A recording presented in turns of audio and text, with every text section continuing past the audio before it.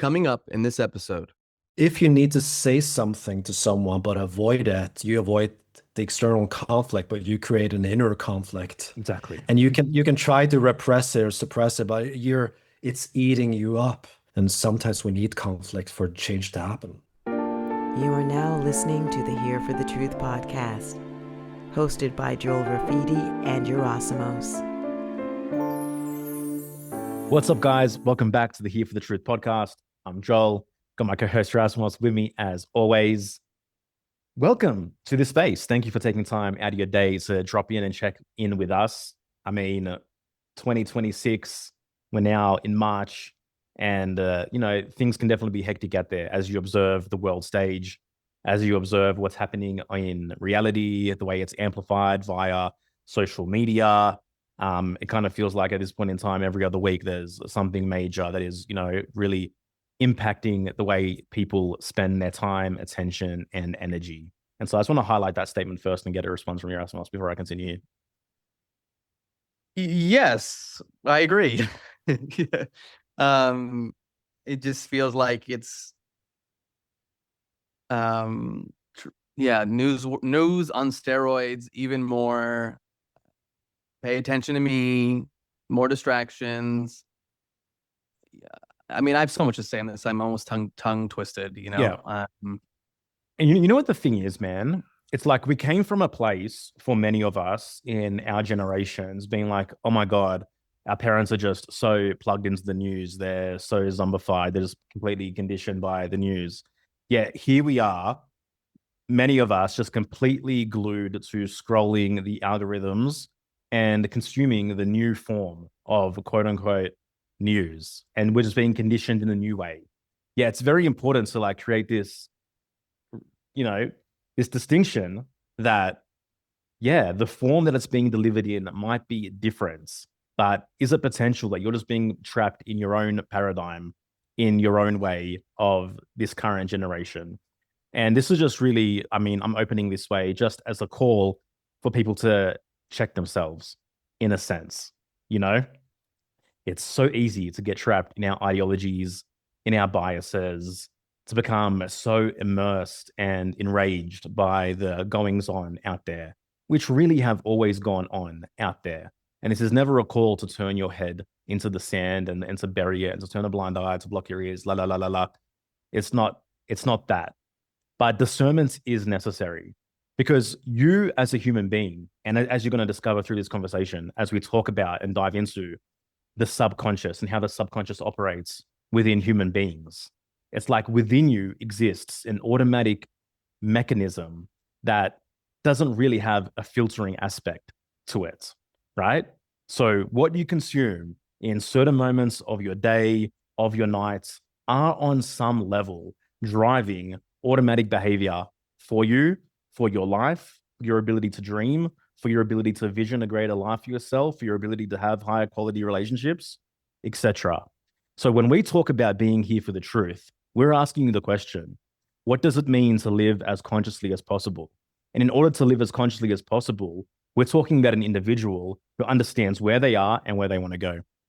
So if you don't have purpose, if you don't have a goal, if you don't have a direction, if you don't have a growth point that you can see, then in my opinion, you're lost. And so to live more consciously is to understand your internal world, the external world, build discernment, and become the ultimate dance partner to life and to reality. Well said, bro. Thank you, bro. I mean, beautifully said. I don't really have anything more to add to that, except that people need to manage their time and control their own minds because there are elements out there that are trying to hijack that. Yeah. And so be on purpose, know yourself, get emotionally intelligent, heal, have more regulation with your nervous system, communicate more clearly so you don't get sucked into the bullshit. Yeah. And draw a line in the sand with yourself and also with others and also with influences and also the way that you find yourself having to cling to other people's opinions and other people's commentary on the way that you have to, maybe confirm your own biases through what other people's beliefs are about the world and about how geopolitics operates about how the occult operates, about how all these things operate. Like, make sure at all times that your mind is the final arbiter of truth when it comes to these matters. And also too, I think what plays a big role is the human need for simplicity, versus understanding that there is complexity out there and that you may not have all the answers, you may not know everything. And so again, for like this desire for certainty, people will fall back on simple arguments. Yep. Because it confirms biases. And so with complexity, with mystery, with the unknown, do you have capacity to be with it, to sit with it, to not know, versus speaking in absolutes, versus, knowing, oh, of course, this is just the way it is. This is the way everything is. This is the way it always is. Yep. It's like, there needs to be a level of intellectual humility, to realize that you don't have it all fucking figured out. Yeah, totally. Period. Totally, man.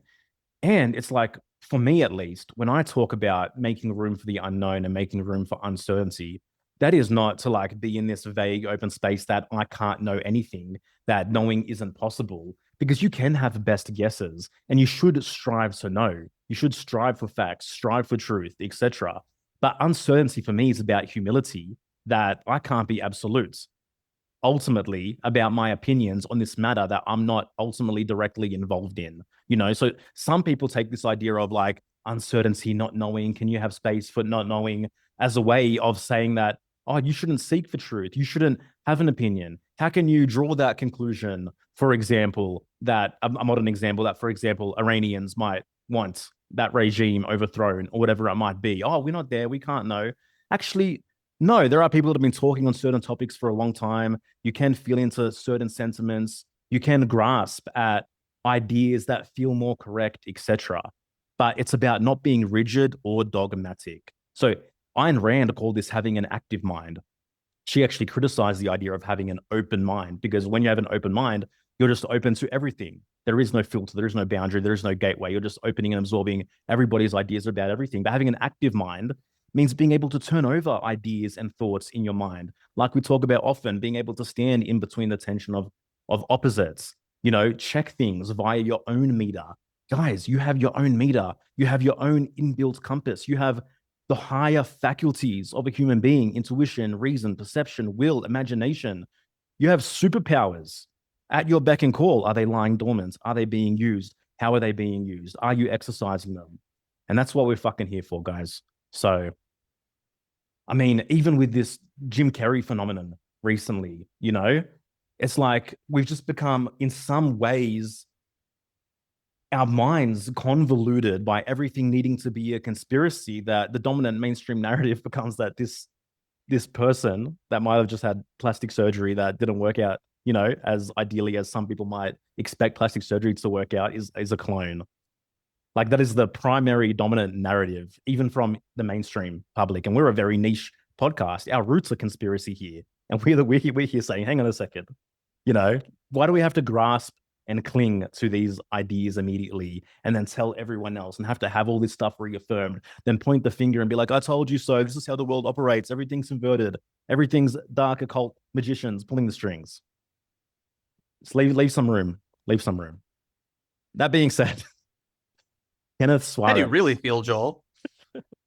I mean, if I don't do my job, then I'm not in integrity. And as far as I see my job, it's to push back where I see pushback is necessary and required.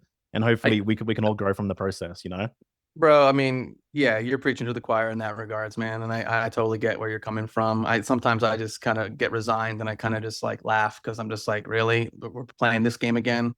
Yeah. Again, it's like this certainty that people speak out on these issues is just I don't know. On one level, it's laughable to me. Yeah, I mean, and this intro could be a whole podcast in a second if we keep going, but it's like, what does psychological maturity look like? What does psychological immaturity look like?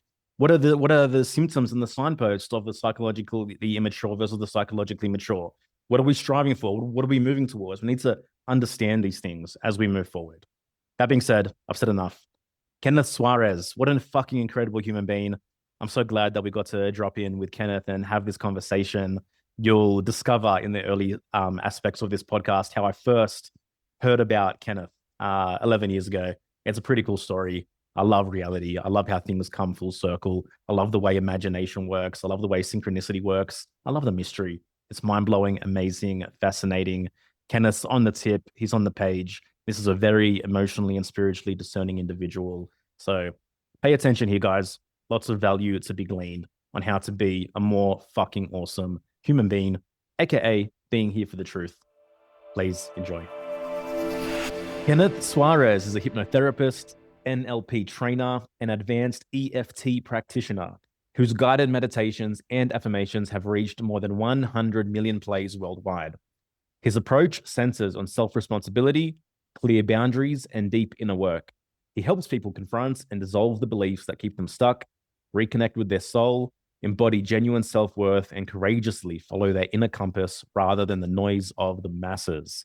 Kenneth, welcome to Here for the Truth, man. Thank you, my friend. I'm happy to be here and honored. I've been a fan, so. Awesome, man. Appreciate that, man.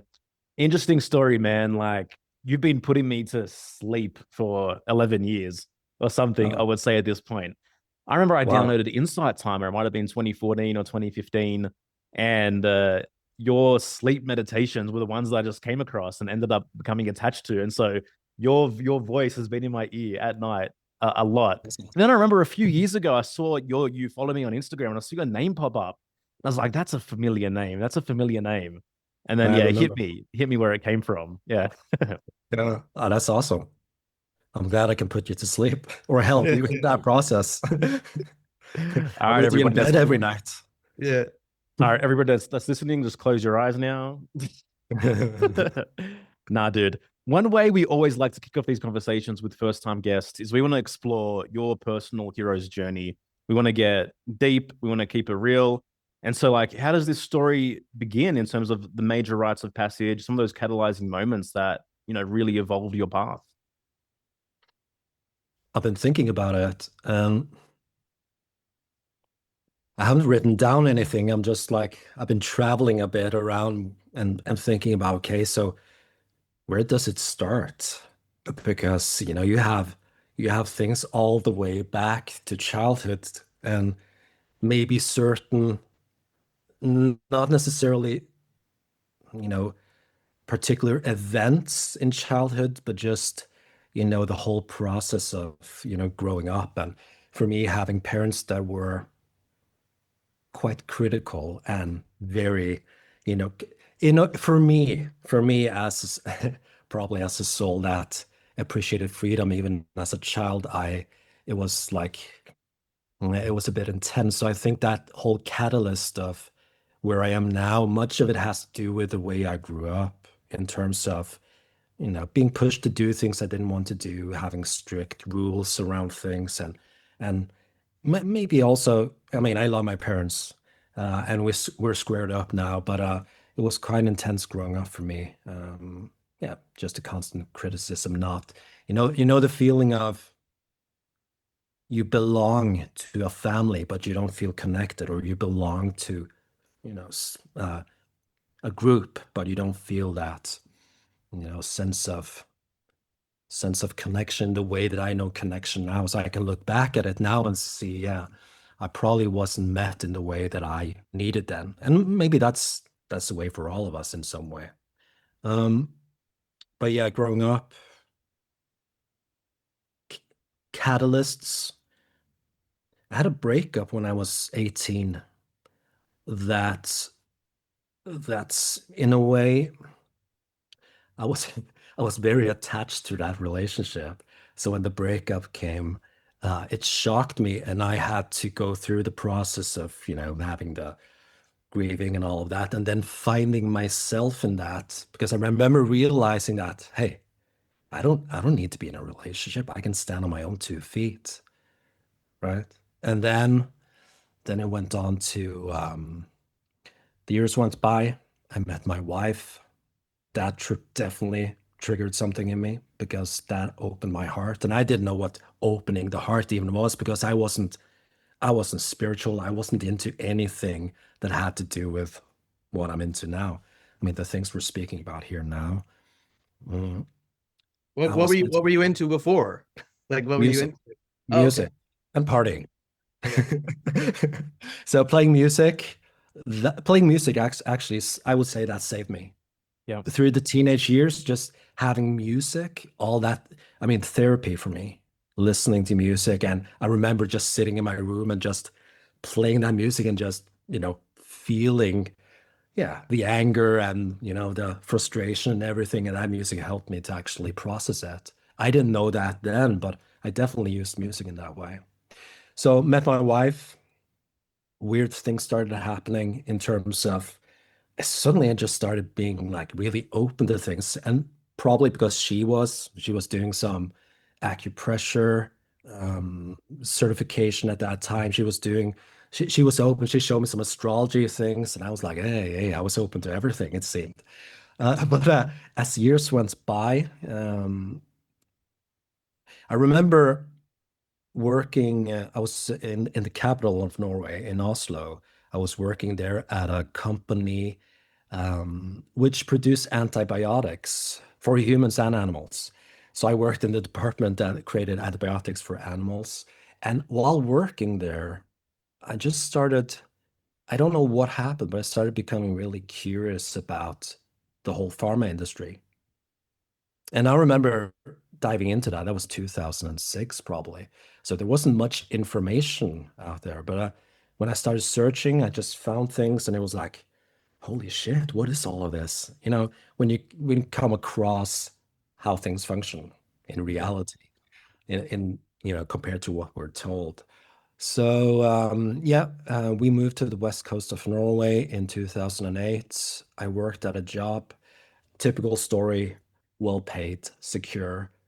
It was a I was happy there, but I was also dissatisfied because there is something in me that just don't match with having someone telling me when I have to be somewhere, how long I have to be there, what I need to do, what I have to do.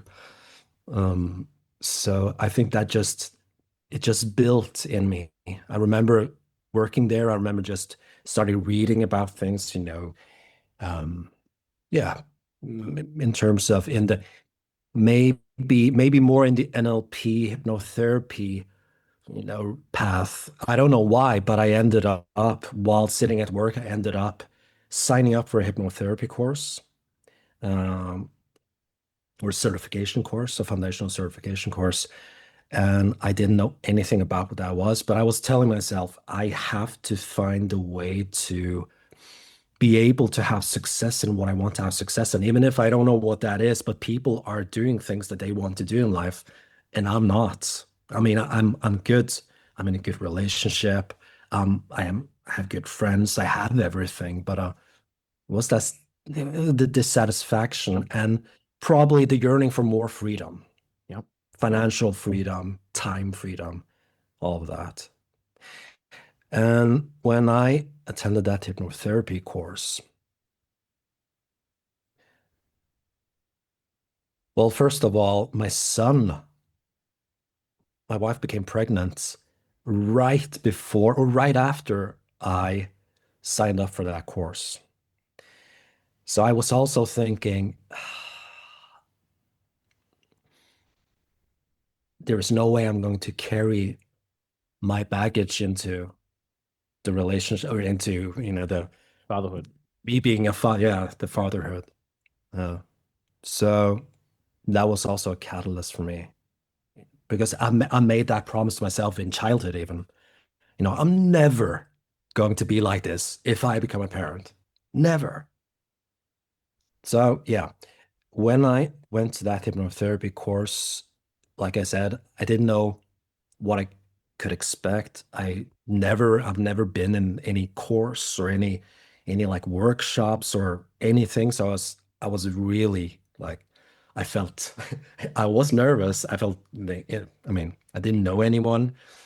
But after that first day, after that first weekend, I just, something just clicked into place. How old were So- you at that time? I was 32. Okay. And I just knew, I remember saying it to someone else at that course. I just said, I'm going to work with this. This is something I'm going to do. And the reason why did something click in place? Well, because they started talking about the subconscious mind and started talking about, things are programs. What you believe in is because of your experiences, what you've heard here and there, what, from religion, from TV, from school, from everything. I was like, holy shit, that's right. And it was not like something I had to learn. It felt more like it was just, of course, like, of course, that's how it works. So when I knew that, I was like, holy shit, there's work to do here and I can do it. I have, I'm learning tools on how to do this. The second weekend we did EFT and I didn't know what EFT was. I didn't sign up for EFT. I signed up for hypnotherapy, but it was like a 1-day EFT thing. And that was so fucking intense going through that. For some reason, I raised my hand. The teacher asked, someone want to do a demonstration. I want to tap on you. And then, yeah, I had a neck problem or a neck pain. And we started working on that. And all those emotions that came up and the way they just came to the surface and the way you ask questions and the way you just move around and drill into the core of things. I just love that. So yeah, after that, I was just 100% dedicated on that path. Yeah, man. Appreciate you sharing, dude. And it's like there's something that's really sacred about dissatisfaction, in my opinion. Because without that feeling of like you said, why am I being told where to be and to be there for how long, and basically just, being spoken down to and how my day needs to go about. Like without that feeling of like something isn't right here, like this isn't satisfying to me. Like we never really shift and pivot or explore into the other realms that ultimately lead us to the more satisfying path, And it's like so often I think for like most people, they're in these dissatisfying roles within their life, but they're just trying to convince themselves and override it, be like, oh, just be happy, just think positively anyway, just find ways to like, just be grateful for all of it, no matter how it feels, just feel satisfied no matter what. But there's something within that, organic, constructive dissatisfaction, which we need to honor to move on to something else and to guide us to the more fulfilling thing. Yeah. I agree.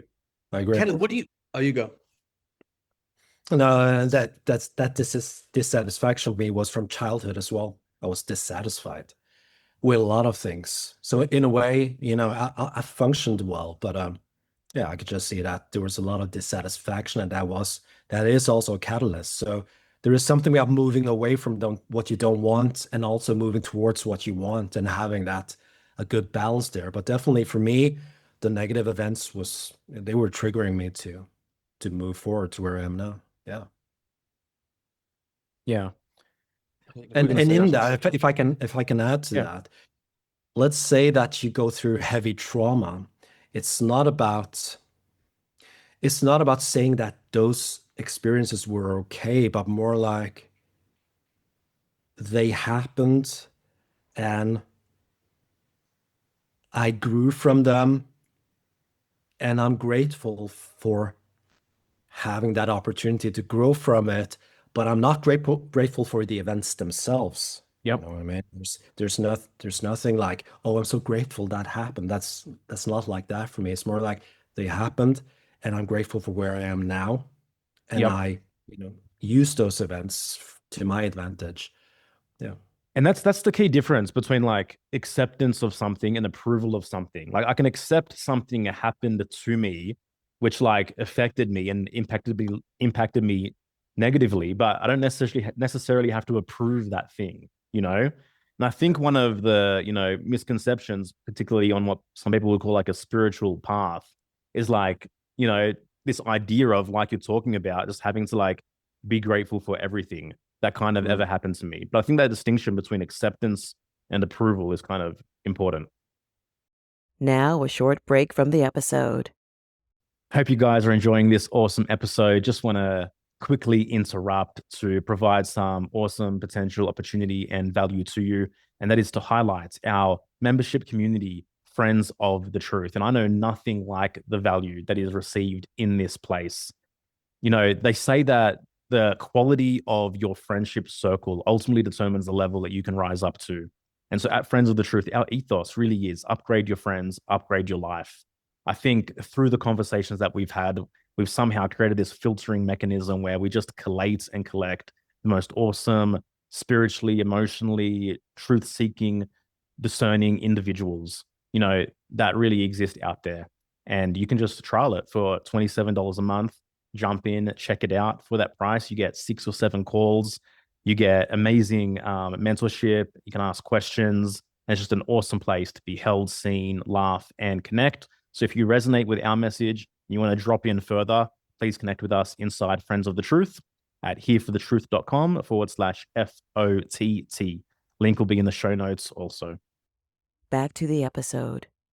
Kenneth, I want to kind of talk a little bit more and dive a little bit deeper into like the subconscious. Like what is the subconscious in your own words and how you perceive it? Because I feel like we hear this word a lot where, you know, as people go along this self-improvement journey, this word is brought up a lot, this idea is brought up a lot. But like, can you speak into the importance of the subconscious in far as how you understand it? Yeah, as far as I understand it, you know, with the as years go by, you kind of expand the how you view things, and you open up to more. Maybe it's not completely like this. Maybe it's, you know, but yeah, the subconscious mind, I see it as just the parts of us that are the realm which things are automatic, where things get programmed into behaviors, beliefs, experiences. So it's like a database that just, you know, it just files everything. And then what's in those files will have an effect on our thoughts, our, you know, emotions, the behavior, the actions, the choices we make, and on everything.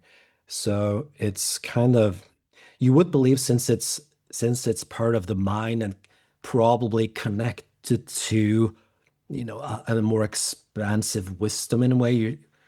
If you think of, you know, just life, the intelligence of life or the wisdom of life, they say that the subconscious is connected to that, or to the whole the consciousness field. But at the same time, it seems kind of, you know, it's very, very literal. So it doesn't differentiate between this is good for me, this is bad for me. It's just like, okay, whatever you put in there Yep. will with time just become a part of that mind, that subconscious mind. Maybe we could say just call it the mind, a part of the mind, or maybe it's the, you know, it's definitely the subconscious. I would say it's connected to the body, to the brain, to the whole system. So it's mind, body, energy. Yeah. And maybe, I don't know, is there a subconscious mind? When you ask me that, it's like, yeah, there's definitely a layer beneath the conscious level of thinking. There's definitely something beneath there, and that's probably the subconscious mind, also called the unconscious mind. So I would say, well, as I see it, the part of the mind that we're not conscious of, but that we can become conscious of, and that we can communicate with in the right way. And that's where, you know, that's why I have a thing with language pattern, with you know, using in the guided meditations, for example, when you listen to me in this guided sleep meditation, so I'm talking to the subconscious, because the subconscious mind, or that part of the mind, listens in another way. So words, the way I speak, I use hypnotic language, even though I call it guided meditation. But there's a way of, you know, sneaking around the analytical part, and then just, you know, having the words pass by into the subconscious, where change can happen faster. You know, if I use my conscious mind to change, I also have to use a lot of willpower, which is good. Willpower, I think that is part of, you know, the ingredient of change. But there is also, can the subconscious mind be influenced in a way with words, in a way that programming itself to make the change easier? Certainly it is. So I think it's a part of the mind that listens without our conscious awareness. Mhm. So everything in environment gets picked up. I mean, that's why people get programmed by the news, get programmed by things we hear, repetition over time. That's why repetition is used in, for example, the news, in schools and everywhere, because repetition seeps into the subconscious. Yeah. When you were kind of going down these, let's say, more rabbit holes and researching and figuring out how things were behind the scenes, was this something that your wife was hip to as well, or was this kind of a journey you guys have been on together, or did it at all ever cause any type of disagreements? Good question. I think when I went down there, I started the rabbit hole thing. That was me. I went down things and I shared things with her, of course, because she was open to it as well. I was probably I'm a bit more intense on things. So when I start something, I just like I said in the beginning, I'm dedicated to things. So when I start something, it just tends to go a bit far. But I was I went into those rabbit holes, you could say. But let's go further ahead in time then to, let's say, to 2020, when everything happened with the whole scandemic and everything. Then we were together on it, because then it was, when we have children together, we had to navigate the whole mess in the way best for our family, our children. So from their problem, we went into things together, and there's never been any disagreements, or, in a way, the only thing that we might disagree on is, or might point out, is, okay, now you're spending a bit too much time going into stuff. Yeah. Because that can be a trap as well, in my opinion. I mean, it's when you do, let's call it research, when you go into the rabbit holes, some of them are, well, they're not light. They're dark. They're not fun. So yeah, they're dark. Yeah. So there's something about having a balance there for me. Yeah. I love that you say that. It brings up a memory for me. I guess now, what is it, 8 years ago? 8 years ago, we were in Switzerland. My wife was working on her dissertation, and she was getting into and studying all about trauma and things related to that. And I was continuing my research, just exploring different subjects, very curious about what was going on in the world. And of course, like you said, I was being exposed to things that were really dark. And so my wife my wife is working on her dissertation, like diving deep into trauma and research on the human body and touch, and I'm studying all this stuff. And then we would go for our nice little walk in the mountains. That was her downtime. I'm sitting there wanting to share about all this stuff. Yeah. I remember we had this Yeah, conversation. She's like, the walk is for me to relax. I know that you're learning all this stuff, but it was not the time or the place. But like you hit on something that's very important, and something that Joel and I talk about. There is a journey with all this stuff.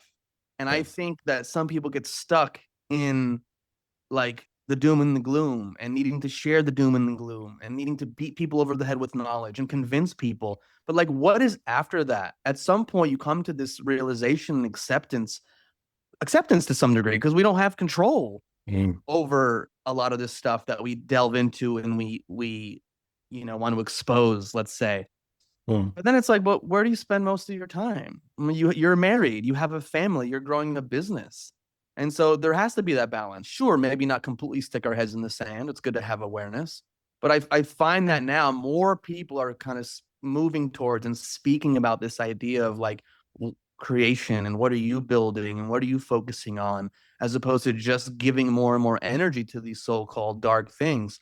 And I know it's a place where I'm at now. Sometimes I have a part of me that comes in and it's like, what do you mean you're osmosis? Why aren't you Why aren't you studying more? And why aren't you like posting 47 times a day on social media? Like, what do you mean you're just gonna be in the garden and hang out with your cats and then like do some stuff with Joel online? Like, come on. And I'm like, yeah, I think so. I think that's what I'm gonna do right now because it feels pretty awesome and pretty amazing. And I like the way my system feels. Yeah. And and I think it's provided me some compassion because I understand people are on their own journeys. So I also don't want to get caught up and go, oh, look at these people that are just like, doing this, that, and the other and posting all the time, which I can definitely come from that place. But I think sometimes I'm like, listen, everyone's doing what they're doing. I don't know what their unique journey is. I just know this is where I'm at right now. And I think this is what ultimately matters at the end of the day, in my opinion. My time and energy is my most valuable assets. I'm protective of them.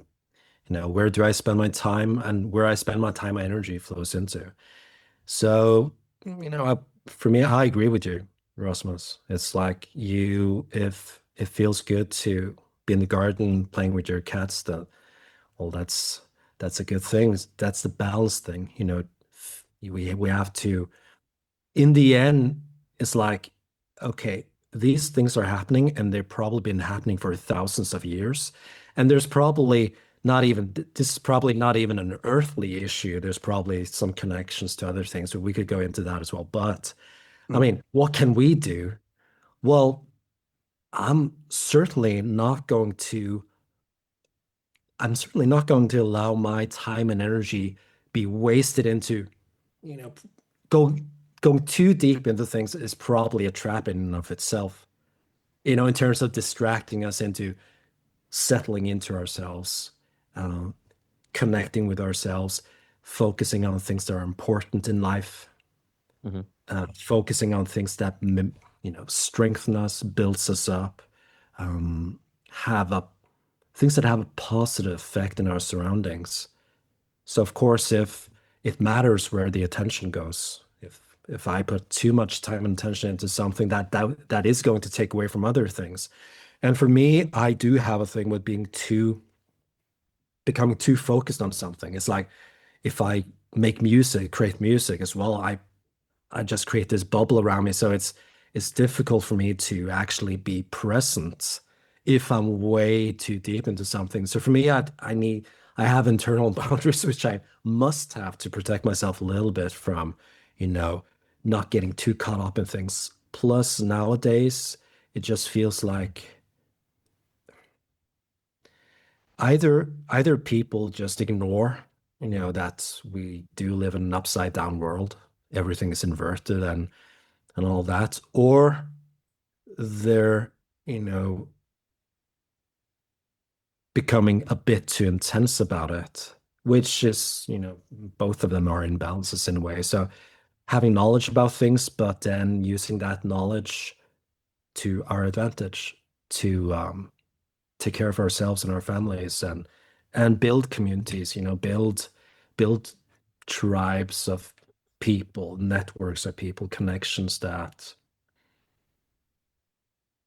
have the same values and standards in terms of knowing, what's going on to a certain level and then creating from that place, because those things are showing us in a way where we don't want to go. Yep. And for me, that's Yeah. so yeah. Thank you for. Sorry, Berger. Well, I just want to say real quickly. Well, first of all, well said.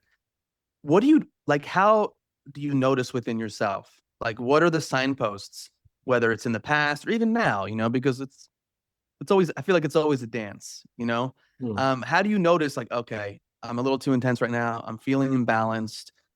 Maybe I'm not spending enough time and attention on the things that I know deeply I value more. Like, what is the somatic experience?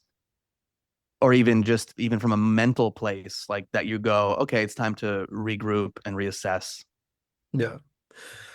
Several things come to mind. You asked somatically. For me, it's more in the mind first, but I have external cues. My son usually asks me, "So what are you doing now? What are you so focused on now?" But that can be anything, just as long as I'm in that bubble. And my wife as well, I can sense the kind of Yep. There might a disconnection that she gives me. She doesn't always say it verbally, but you learn to pick up cues, and it's like, okay, oh shit, yeah, maybe I need to to rebalance a little bit and then slow down a little bit. But for me, this is everything that takes my focus. I just have to be careful in my body. I can just become, if I tune into my body, somatically, it's just a more heavy feeling, like Mm. feeling a bit drained. It's like almost, especially if you go, let's say going down rabbit holes, at a certain point, it's like, okay, oh fuck, yeah, this, I need a break. This Yeah, I'm just tap, I'm tap, feel tapping out. good. I'm tapping out. Yeah, this doesn't feel good anymore. And it doesn't have to be that the information is really negative, but it can be like an overload in the end. And I have a capacity to handle a lot. Mm-hmm. But there comes a point anyways where it's just, okay, I'm too far off now, so I need to rebalance. And it's also about creation for me. I like to create things. If there's a time for studying and there's a time for creating, and there needs to be a balance there. I'm not just going to consume. I need to Mm-hmm. produce something. So I want to have more on the producing end, on the creational end, than on the input end. Yeah. Yeah, man. I was going to say the exact same thing when Erasmus asked the question. It's like reality is going to give me the feedback straight away, especially like in the energy I sense coming from my wife or coming from my family or coming from within the home. Like that's where the signpost is primarily, where it's like, okay, hang on. What's really happening in terms of how you're prioritizing your time right now? Because that disconnect shows up in subtle ways, which ultimately can have like pretty, large ripple effects that last for like days or weeks or whatever it might be, when you shift that energy in subtle ways, when you're a little bit more disconnected, when you're a little less present, when you're a little less attuned, it's the emotional reality of what's happening in your house as well. I remember in 2020, like right when it started, I was on my phone like 10, 11, 12 hours a day. Like I was on my phone talking to all like my conspiracy homies and stuff. And my wife at some point was just like, yo, what's up? And I could just feel it. I think for me, what did it, all of a sudden I had 3 massive headaches 3 days in a row. I was like, okay, I need to chill. Yeah. And so I like stopped. My wife and I just sat on the couch and watched like light TV shows for a while. I was like, oh wow, this is so nice. Life is great. I feel amazing. Yeah. And then at that time, which was really good for me, I had some men in this men's circle. They put together a small group where we're like, we're gonna get on Zoom every morning at 6 a.m. Monday through Friday for 45 minutes. And then I decided to join them. And so I was getting up, 6 a.m., 45 minutes, several men coming together being like, hey, what are we focusing on? How can we take care of ourselves? What are we building? And that was that got me out of that initial of just like, I need to know everything that's going on. What is happening? And it brought some balance to me. And you have to go through that. You need to get the data. Yeah. You know what I mean? It's like you get the data and then you realize, okay, this is an ideal for my relationship. This is an ideal for my family. This is an ideal for my mission, but then have the ability to then shift and pivot is what's important and the difference. Yeah, for sure. And also actually, I think there's a lot of people diving into things that aren't necessarily built to handle it. For example, my wife, she's very sensitive. So we talked about this some days ago. It was like there were some things we saw and read about and talked about a couple of years ago. And it's like, I told her, well, you probably shouldn't, you probably didn't, you should have stayed away from that because Yeah. I think it's affecting you more than you know. And I think it can tear down the system as well. Let's say you have immunity and you have a capacity to hold a lot of things, and but even then I had to work myself. It triggered a lot of things in me. And we're talking about rabbit holes, but just if we go into things happening and we're talking about dark shit, then well, it does have an effect on our system. Yeah, of course, man. And it's like the deeper you go down, the more you tend to make associations, even coming back to the subconscious realm, all around you, like, okay, you become interested in the car, you start seeing that car anyway. Say you start diving down a certain rabbit hole about, some brutal, heinous shit going on. Then all of a sudden you start making connotations and connections to everything that's going around you, every piece of news, every new event, and like that, the meme of like just your life constantly being this board of connecting dots that might not even exist becomes a reality, Yeah. So what lens do you see the world through? Yeah. Like you're filtering experience that comes in through what? And so if you're coming from the part of you that's like, oh, everyone's out to get us, this world is 100% inverted and everyone's satanic, like you're gonna see that more and you're gonna judge that from that place, as opposed to, wow, I'm creating, like life is amazing, life is beautiful, So again, it comes back to the balance, because I like to have awareness, but then to a certain point. Yeah. Yeah, and it's about being able to know about something and then not letting it, affect you to the degree where you just become Yeah. And you said immobile.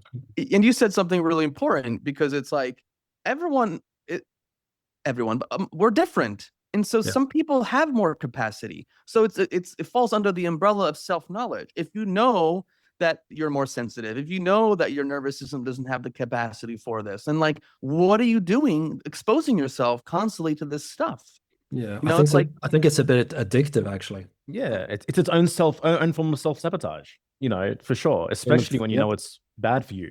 Particularly, I want to ask you guys this question, and I know you guys have been, researching and going down these rabbit holes a lot longer than I have. For me, like 2014, 2015, I really started getting, deeper into some of this stuff. But it's like back then, I was really, really, really like interested in it. Again, like Erasmus said, feeling the urge to inform everyone, let everyone know, do my job to expose as much as I can. But now I sit here today in 2026, and it feels like it's become a sport for the masses. And there's just a part of me that's like, ugh, when as soon as a large group or there's mass gravitation towards these rabbit holes and these ideas, which I was exploring, what I felt back when it was kind of super niche. Like there's a part of me that's like, ugh, I'm over this shit. There's too many people that are circling around this now, like it's lost that whatever it might be. It feels like it's old news almost.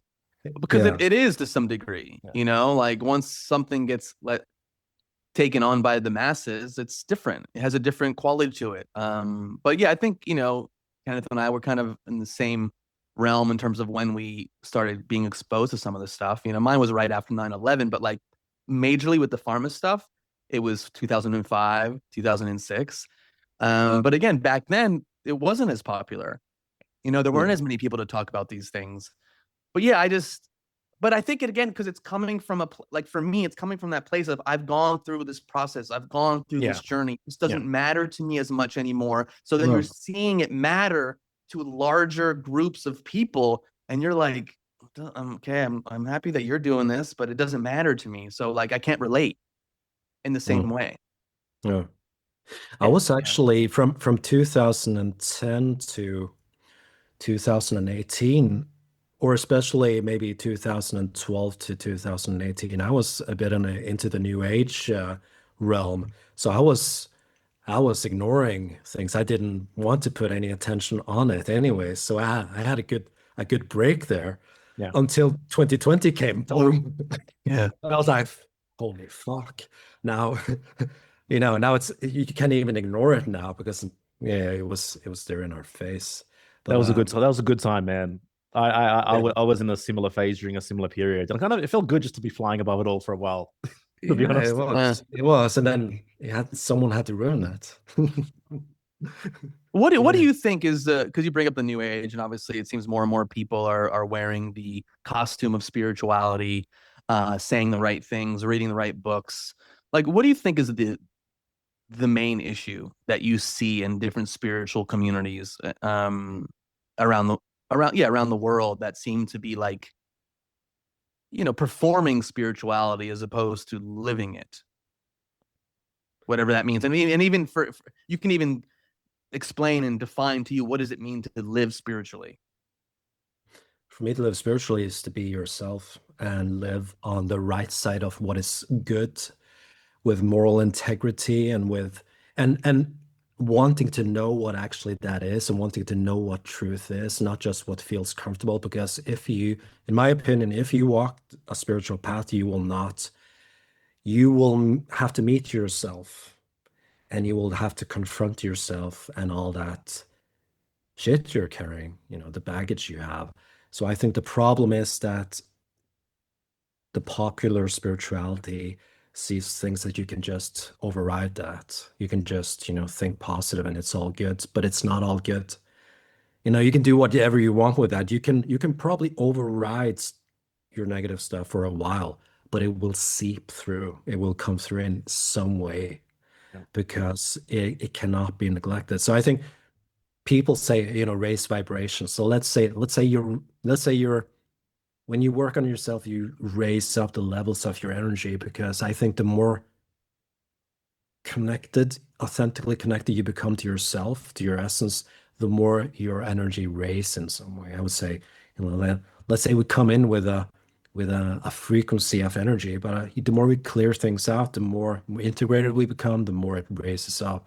But the more it raises up, the more things will light up as well, in terms of shadows and things we need to look at within ourselves and in the world. So, for me, in terms of since we're talking about the 2020 and from that time, I was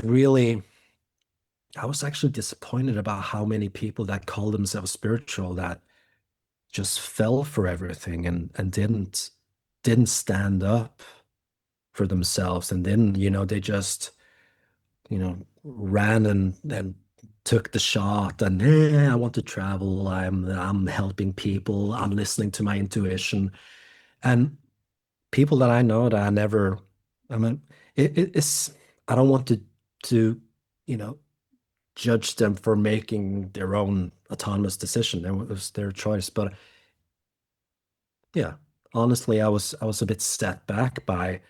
I thought that being spiritual meant standing up against things that are wrong. I didn't think it was just going along. But of course, there's so many aspects to this. I know. Because and people were talking about, I follow my intuition is telling me to get the shot, let's say, as an example. And it's like, are you sure that I it's think your that shit's intuition? broken. Sorry, buddy. I think that thing's broken. Yeah, but people, he's saying like your I'm saying intuition's their broken. Like, intuition. I think if their intuition's telling them to get the shot. yeah, and again, even in that world, in that community, it's like, well, spirit told me I should take this intuition. Like, it's like these words that people use to justify decisions that are coming from maybe self-sabotage or fear or uncertainty. Yeah. Yeah. I noticed that. And I had discussions with people about this, and it was obviously me that was ignorant. So I think that the whole problem is the avoidance side of it, because it feels good to be in like that floaty, drifty state. I just meditate 2 hours a day, or I listen to a guided meditation, so I'm all good. I'm doing the inner work. I listened to some affirmations today, and I'm thinking positive thoughts, and I'm doing this or that. I'm sending, doing some mantras and doing yoga and praying to this deity, and yeah. So I think there's, like you said, performing. There's so much performance, but I don't think that being spiritual is about performing anything. If it is, it's about performing for yourself in terms of really confronting yourself and living, as I said, having an intention to live in harmony with truth, objective truth, in terms of what is reality, who am I, what am I doing, what is my mission, what am I here to do. I mean, it doesn't need to be something grand, but it's more like, yeah, in that realm. It's not to avoid what's painful. I mean, this sounds cliche because there's probably thousands of people explained this to you before. So, but you're asking me. So in my case, from my view, it's the problem is the avoidance of reality. Yeah. You're speaking our language, man. Which is the roots of like poor self-esteem, because self-esteem asks us to develop a friendly relationship with facts and a friendly relationship with reality. And it's only from that state of equilibrium where I can see reality clearly for what it is. I feel appropriate to life. I feel appropriate to reality, that our self-esteem has a proper foundation to raise from. But the moment we ignore, deny, avoid reality, whether it's internal or external, then there's this foundation of self-esteem completely crumbles. You can't build upon that. Yeah. And there's also, I think, another issue is lack of knowledge or lack of accurate understanding of, for example, how our mind works. Yep. You know, how are we programmable? I mean, just think about that little aspect of whatever you repeat over time becomes a program that you believe in. And people cannot distinguish, most people cannot seem to distinguish between this is what I believe versus what is the truth, what is the fact here. What I believe is the truth, but it's a subjective perception of something that might be close to truth or far away from it. You know what I mean? What we believe might be, well, some of it might be very close to objective truth, reality, and some of it might be far off, but it feels true for us. And I think that's the problem. If something feels true, then it is true. Uh-huh. I had a post on Instagram, and it said, the first slide said, even if something feels true, doesn't mean that it is true. And that post didn't get many likes. Not many people like that one. Probably because it's provoking, because, hey, go with what you feel. Everything that feels good is good. No. Well, some things you do feel good. It can feel good, but it's not good for you, and it's not good for people around you, you know. So what feels good isn't necessarily what is good. So there's a lot of these misconceptions that I think is the problem, and is the reason that I, just didn't, if I didn't find any enjoyment in being in that realm anymore, because the whole New Age thing, I just felt it got worse and worse in terms of, I'm all for spiritual or positive thinking, of course, resourceful thinking, solution-oriented thinking, optimistic thinking. But when you use that to just, Yeah. Yeah. Is this just, that wasn't my world. Exposed to it on the fringes of it, but and this is the issue. You bring up knowledge, like people that jump straight into spirituality without an understanding of like the subconscious, of the architecture of the psyche. I think that's where things get quite dogmatic and can get dangerous, and so it's like, sure, adopt some of these spiritual principles that are powerful, but like I feel like there needs to be a foundational understanding of knowing who you are, knowing, understanding your physiology, understanding the makeup of your mind. I think that's important, but I think a lot of people don't have that foundation. And then it's like, oh, I just read this book and I'm just living in the moment and love and light and positivity and no judgment. And it's like, like you said, it's something's going to come back to bite you in the ass in the future if you're coming from that place. And I've just seen it over time and time again. Yeah. There's something about the passive. You become passive to things that you should actually be aware of and maybe speak up against and do something about. So because it's negative, it's too negative, it's too, and it's also, I think for me, it's like the whole that period of my life was stepping stones towards where I am now anyway. So for me, it was like just a part of the journey. And I think it is good for me, because when I talk about bypassing, even though I don't even like the word spiritual bypassing either, because it seems like to be more and more overused now. But the whole avoidance thing in spirituality, when I talk about it now, I feel like I talk about it from also coming from that place, because I've been there in a sense, on some of those things, some of those beliefs, and I can view it from a different point of view now. It's just a different perspective. Been there and then walked around it, researched it, investigated it, tuned into it, and decided that, okay, this is not a belief that is supporting me in the long run. This whole thing is I'm done with that now. I'm moving on. So it's not necessarily negative. Maybe people in those New Age communities are also, on their stepping stones towards something else, something more whole and something more real. For sure. And I mean, this is where like discernment is such a uniquely individual experience and something that can only be sharpened and refined through experience and over time. And like I said, it's an individual process. Like for you, you immerse yourself in the thing, you do the thing, and then all of a sudden the signal from within starts asking some deeper questions about what is actually good for me in the long run.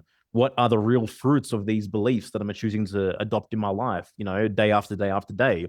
And so you make ultimately the choice to extricate yourself from one set of beliefs and then ask yourself, okay, what are more correct ideas based on my personal individual values, goals, etc. And so like the real path of truth, the real quote unquote awakening path for me is always an individual process. And so whenever we find ourselves gravitating or trapped towards a group idea or a group set of beliefs or group aesthetics, whatever it might be, like listen to that inner voice. It's like, hang on a second, what else is here? And also, Yeah. I'll go.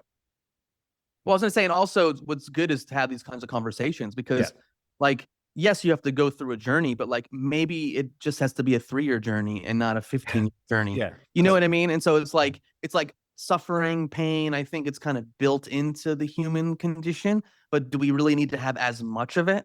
Yeah. Based on experience. And I think this is where it's important to like have these conversations and to be open to this stuff because you go, oh yeah, cool. I went on that path. I read that book. I kind of bought into that. But you know what? I'm going to now trust something deeper within me. I'm getting that hit. It doesn't feel true. Let me move on, as opposed to, but my whole social group is here. Everything I believe in, my partner's here. And then let me stay in it for another 5 years and continue to like deny something deep within. You know what I mean? Yeah. Hey, Kenneth, I want to ask you this question because obviously you're an individual that's very knowledgeable about, the subconscious mind, etc. So how do you go about being like a good caretaker for the subconscious of your children? I don't know if you have more than one child, your child or your children. Like, how do you go about that process? Because it's this fine line as well. Like, you can't just shield them from everything. They need to they need to experience, they need to follow their interests. And it's like, obviously, they can't be exposed to everything as well. So how do you personally grapple with being a caretaker of, the subconscious of your kids? Good question. My daughter is 10 now, soon in April, and my son is now 15. Wow. So how am I taking care of them? Yeah, like you said, you can't shield them because they have to go through their things as well. So in terms of, I mean, when they were very young, I always I consciously, imprinted them with programs, empowering programs. I used to create stories for them. So if they had issues, let's say in kindergarten, or there was something going on, I was like creating metaphors to influence their subconscious to solve the issue, or to just boost their sense of self-esteem and self-worth and all that. In terms of their own experiences in life, taking care of them, there's a balance between, just doing too much for them versus letting them learn by their own experiences. So I do my best to tune into when I need to physically intervene and and help them with things, and then where I need to lay back and maybe just present different solutions if they want, and then, go help them in that way. Was that what you meant by how I take care of their subconscious, or more well, like I mean, like for for parents today, particularly, ones that I guess lean towards the truth-seeking kind of realms, there might be this stifling fear that can come about where it's like, wow, my child shouldn't watch anything, shouldn't be exposed to anything, shouldn't listen to anything. You know what I mean? Yeah, And I so, know what you mean. and obviously at the same time, like we understand the power of the subconscious, and we want to, build a good foundation for their own personal self-image as well. So I'm just curious if you had any and protect their innocence in a world of technology that they can be exposed to things at like an earlier age. They should, which can all feel like a very overwhelming task for a parent today. That's not necessarily easy, but okay, we don't watch the news at home, so that's but we never did anyways. So no news. And actually, my daughter, she complained to me. She goes to regular school now, and she complained to me that when they had their, what do you call it? The half an hour where they eat their lunch. Mm-hmm. Yeah.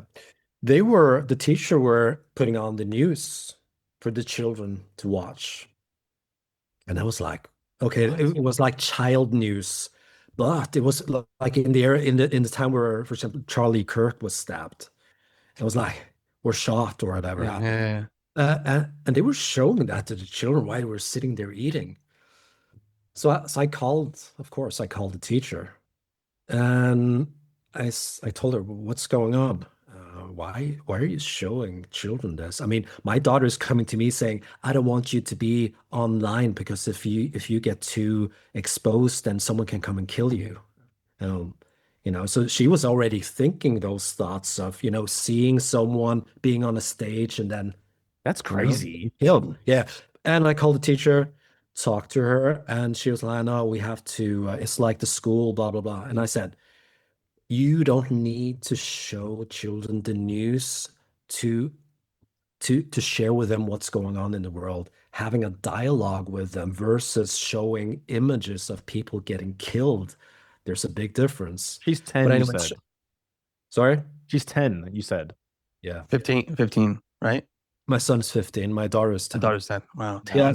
But they stopped, actually. They stopped in her class. They don't watch the news when they eat now after that phone call.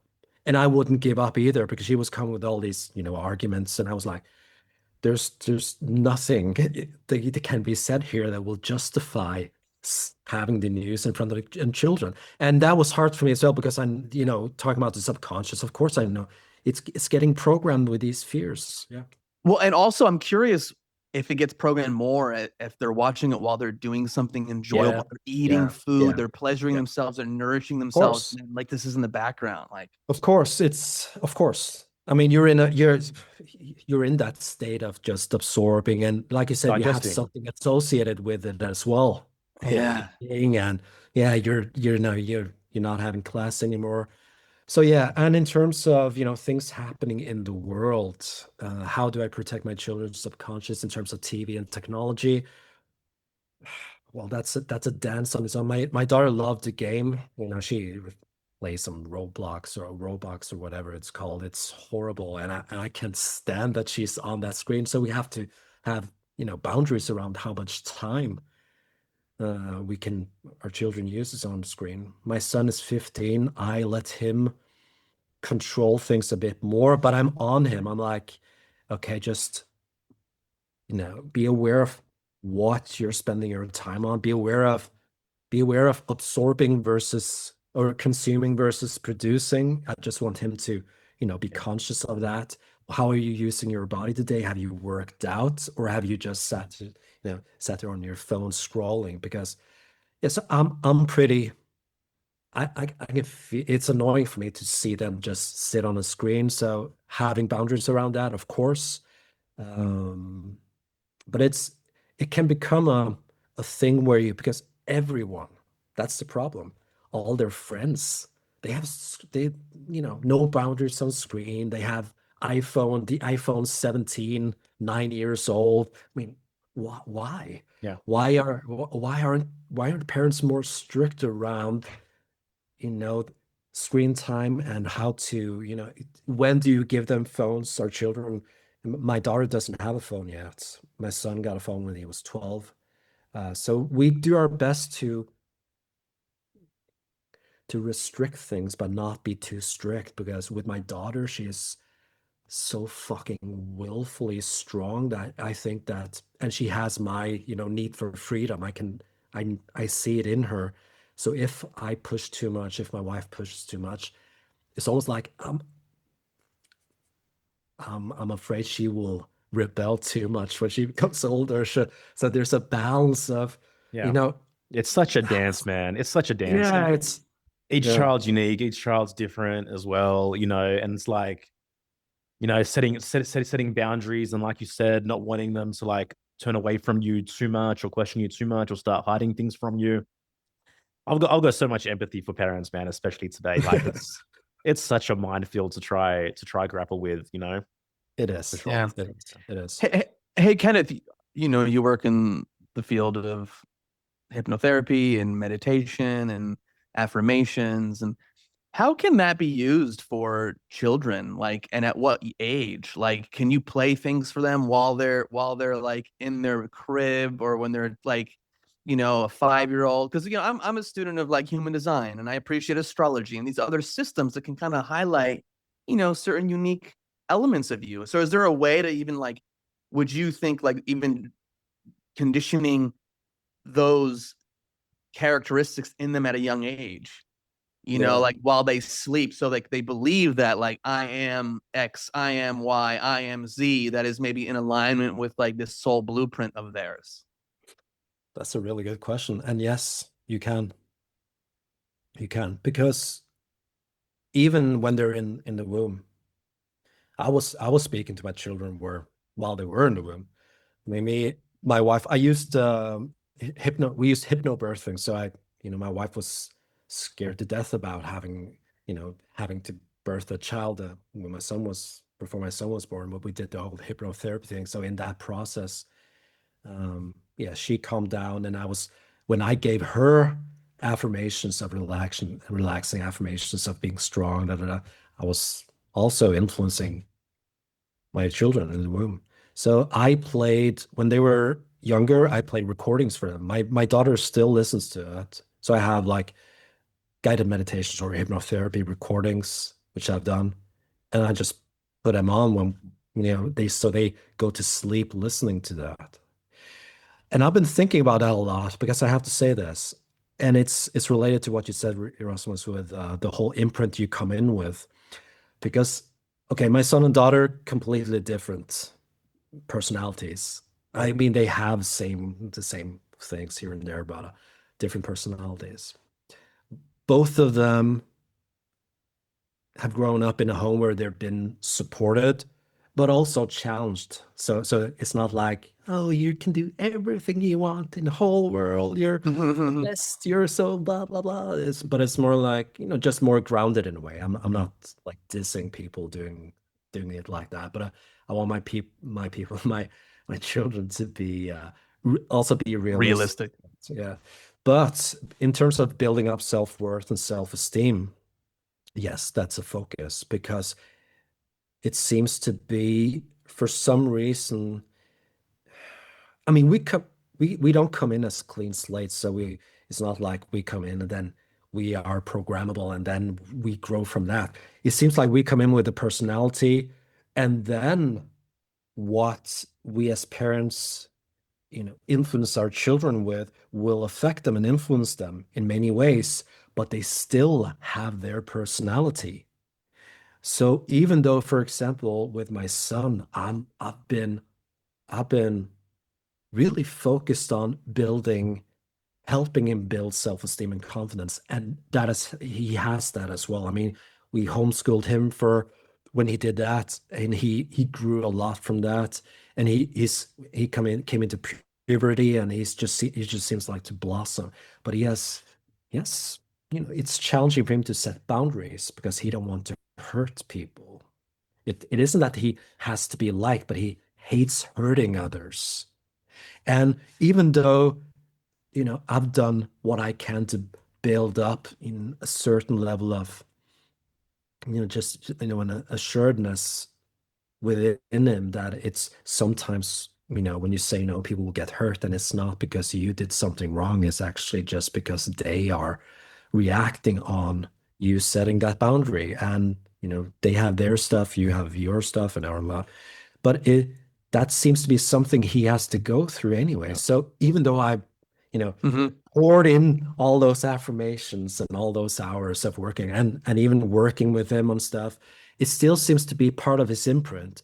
And, you're talking about human design and astrology. I was into numerology for some years, like really into it. And when I looked at his charts now, it was quite a few years ago since I went into charts looking at it, but I went in to see his challenge number, and the challenges he has are identical to how the patterns he is in now. So it seems that we come in with that imprint. Yeah.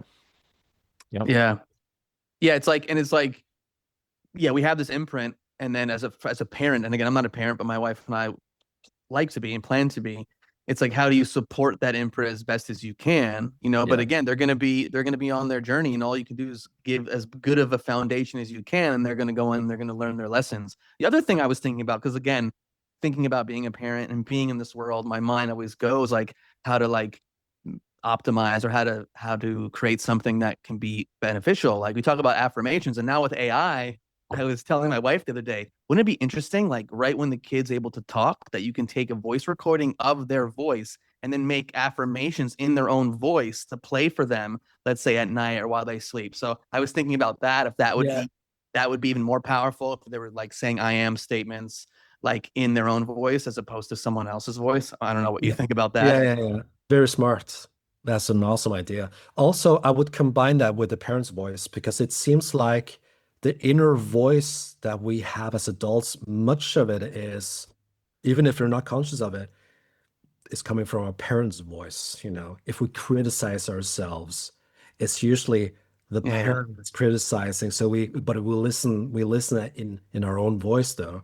But playing. I mean, I remember we had our children look in the mirror every night before they went to bed. They looked in the mirror and they said something positive about themselves, just to be, it's a standard thing. But I would say everything helps. And as long as it's backed up with they having real life experiences that shows them that, what I'm saying is actually true. So it's something about giving them feedback as well.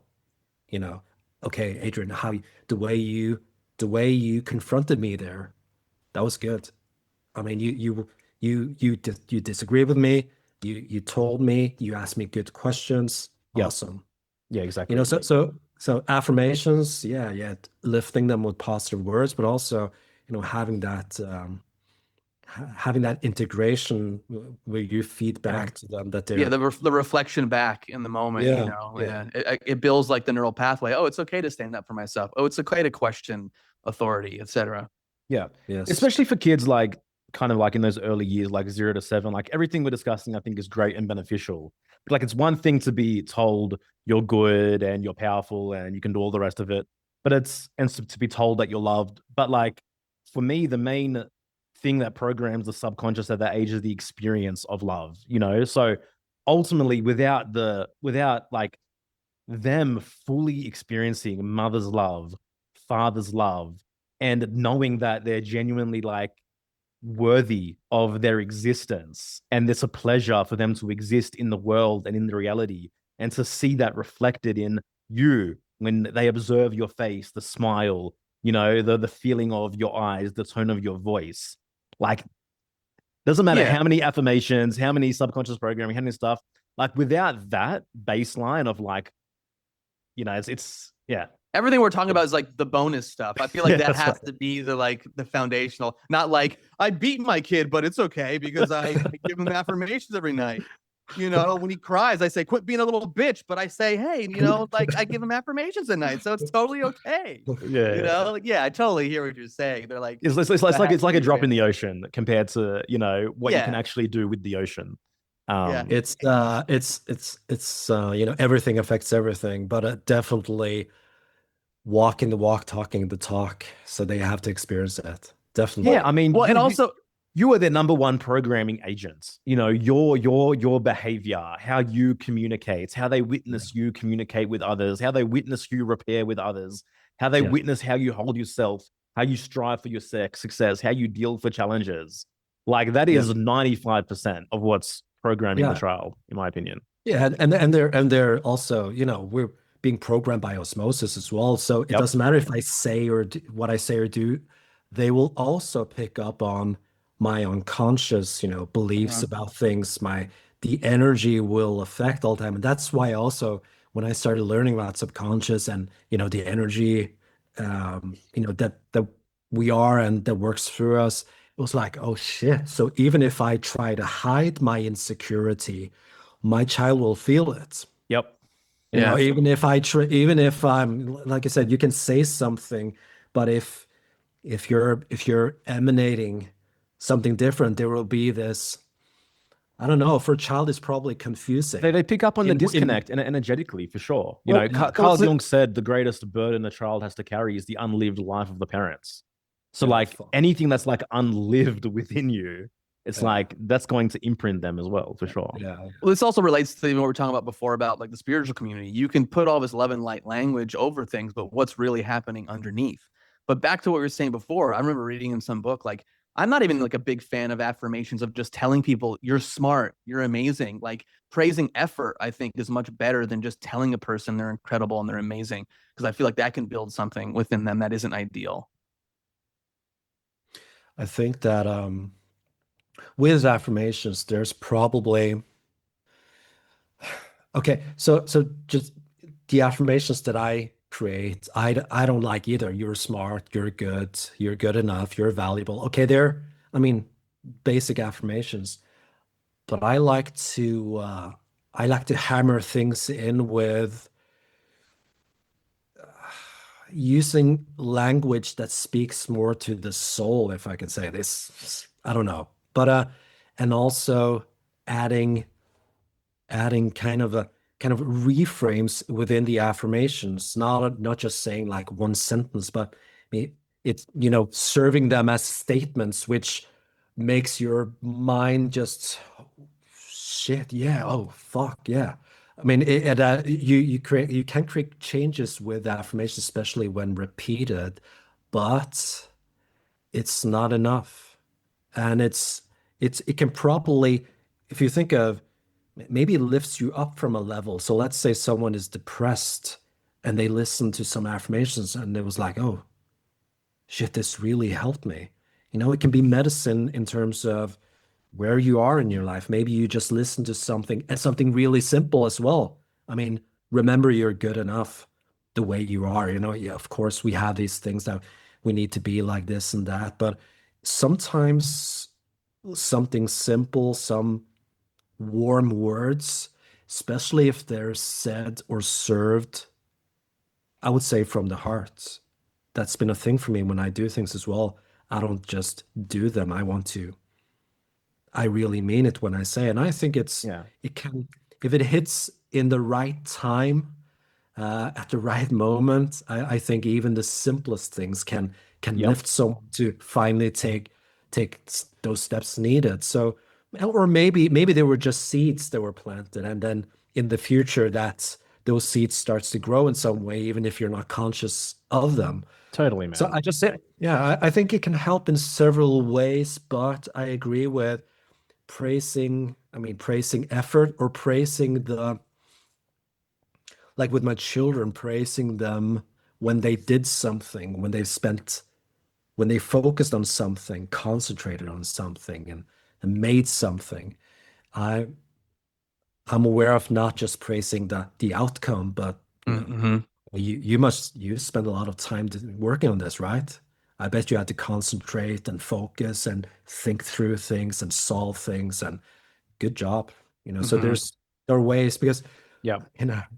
you can say to your child all the time, "Oh, you're so good. Oh, you're so good. Oh, you're so good. You're good at everything. Wow." Of course, that feels good, but maybe, I've talked to. I remember this woman telling me, I grew up in a home where I was told every day how valuable I was, how good I was. And when I grew up and met real life, I mean, my parents told me I could do anything, but that wasn't true. I mean, I had to make a real effort. It was hard. It was challenging. So I had this, inflated sense of how easy everything was and how Yep. good everything was, because so yeah, there is a sense of that, like I said, things need to be grounded as well. Yeah, for sure. I think I read this recently, but it's like, for as long as mankind has existed, like, you know, the best form of parenting is like high standards and high supports. But very often today, am I here, guys? Yeah, you're there. I hear you. Wow, that's crazy. You guys were both so still just then. I was like 100%. Well, I'm just speaking to myself. I looked up something because I wanted to remember what it was from, and it's like a growth mindset versus a fixed mindset. So when you're praising effort as opposed to just praising innate intelligence or innate creativity, like you're creative, you're smart, that leads more to a fixed mindset, which then leads to, I think, Kenneth, what you're saying, these people, they grow up and they don't really know how to move through and have resilience and grow through life. It's just like, I'm smart, I'm beautiful, I'm great, I'm amazing, that sort of thing. Anyways, you were saying, Joel. Yeah, I was saying like what's needed is high standards and high supports. But often what children get today, particularly in like extreme gentle parenting paradigms, is just the high support without the high standards, you know?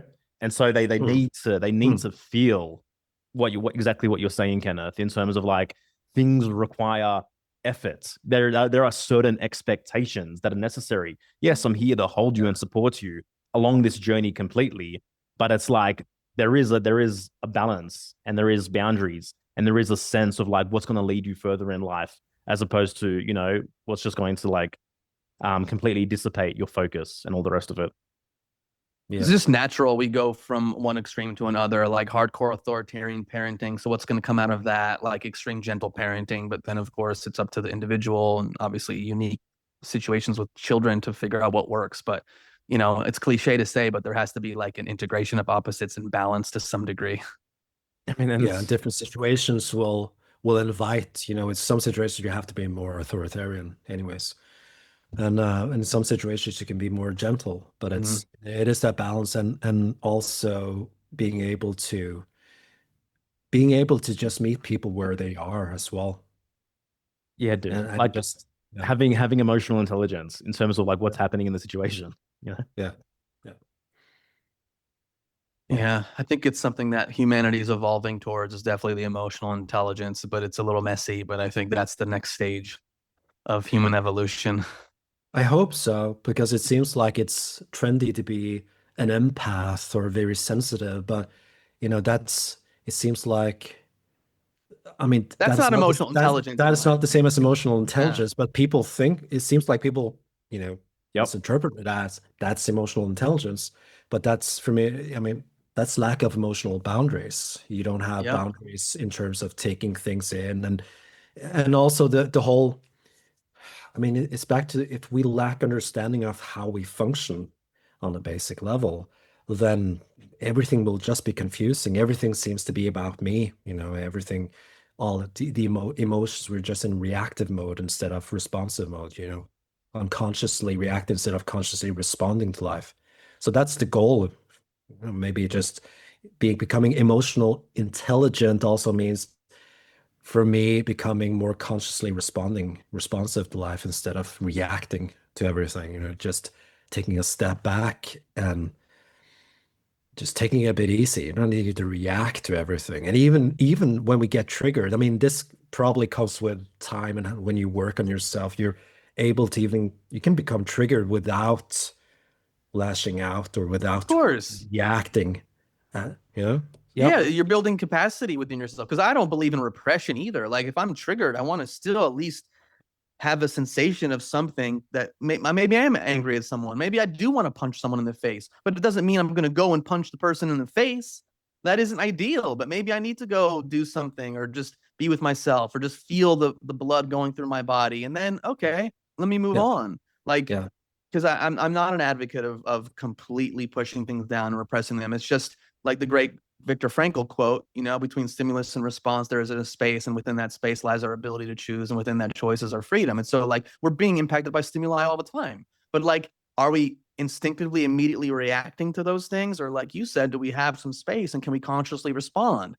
Can we communicate with vulnerability and strength at the same time, as opposed to just vulnerability or just strength? And we have to, I think that's the inner work as well, you know, moving towards that way of, you know, just being present when something happens, and you know, choosing your response more than just reacting. And if if we react in some way, like you said, emotions are there. So if you're angry, well, that anger is there for a reason, and it's not negative. You just, why is it there? Is it because you need to set boundaries? My son was angry the other day, and I asked him, you know why you're angry?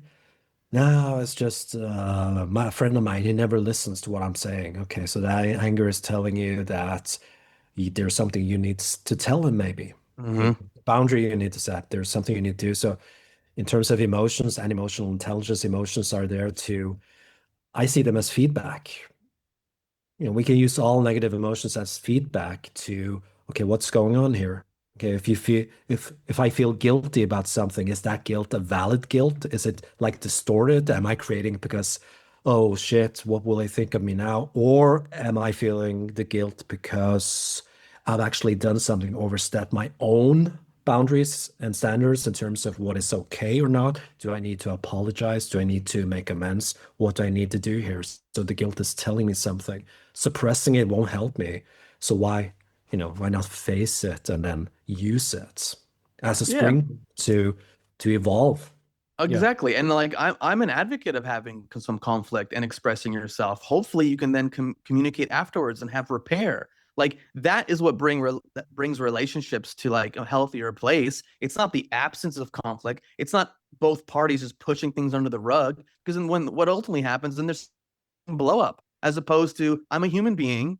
Okay, we've grown up the way we've grown up. Many of us have been traumatized in our ways, and like maybe we don't communicate as consciously, and we're going to have our moments. But then what do you do afterwards? How do you come Yeah. together? How do you take personal responsibility? How do you understand your inner work and your inner life, and why, realizing why I was triggered? Oh, I understand when you said that, I responded in this way. It reminds me of blah, blah, blah, blah, blah, blah, where two people can come together because it's a dance, a relationship, and have some communication. And then there's more trust, and then there's more understanding, and then the bond grows, as opposed to, no, I don't want to ruffle any feathers. I don't want conflict. It's a whole nother thing, being fearful of conflict. Yeah. It's probably, I mean, when you have that, the point of view that you have there, you told me now that, conflict is sometimes needed. So it's there for a reason. And sometimes we need conflict for change to happen. I mean, the conflict is the initiation that will change things. So maybe conflict isn't that bad. No. Yeah, I don't. I mean, it can lead to things that maybe aren't ideal depending on how the people involved and how it's handled.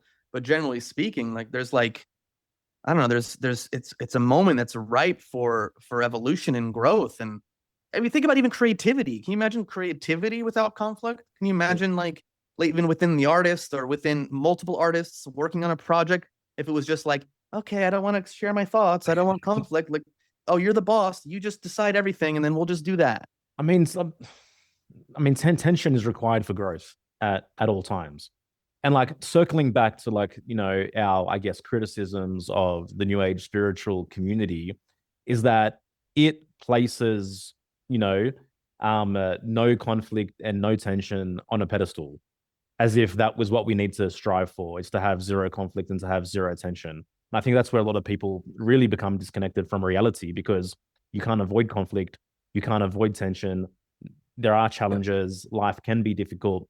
There are always things which need to be resolved and repaired. And if you can't be attuned to that level of reality, then yeah, I mean, that kind of is the groundwork for some level of base psychosis, in my opinion, when you think reality should be a certain way, but it literally cannot be any other way than what it is.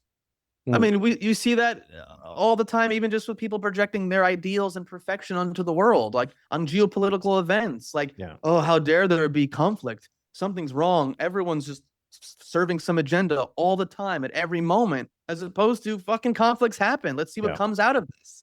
Yeah. There's also with conflict, it's impossible to avoid, because if you need to say something to someone but avoid it, you avoid the external conflict, but you create an inner conflict. Exactly. And you can try to repress it or suppress it, but it's eating you up.